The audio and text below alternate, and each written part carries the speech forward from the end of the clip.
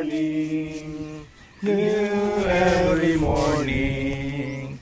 Great is thy faithfulness, O Lord. Great is thy faithfulness. Kamay ito si Nang Bar sa prayer.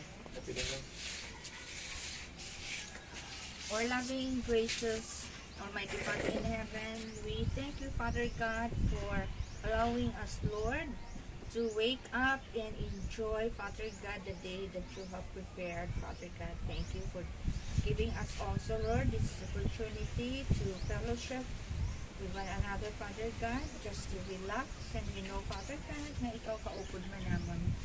We know, Lord, that we are having this, Father God, rest with you, Lord, enjoying the nature, Father God, your creation.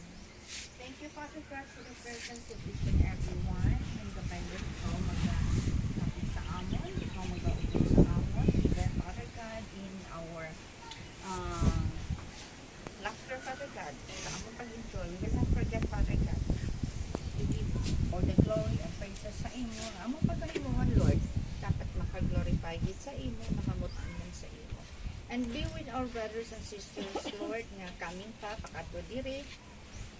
Gabay pa, Lord, ikaw mag-take care man sa ila, kag maging kaisa manawon, kaupod namon, Lord, sa pag-enjoy, Father God, sa imo, Lord, nga paghatag sa amon sang sining opportunity to be one with your creation, Father God. In Jesus' name we pray. Amen. Amen. Amen. May gamay kita nga pamanasungan. Basahon ko ang Psalms 133. Siguro basta lang ko sa verse 3. Psalms 133. Verses 1 to 3. Siling sang Psalms 133. Behold, how good and pleasant it is when brothers dwell in unity. It is like the precious oil on the head, running down on the beard of Aaron, running down on the collar of his robes. It is like the dew of Hermon, which falls on the mountains of Zion.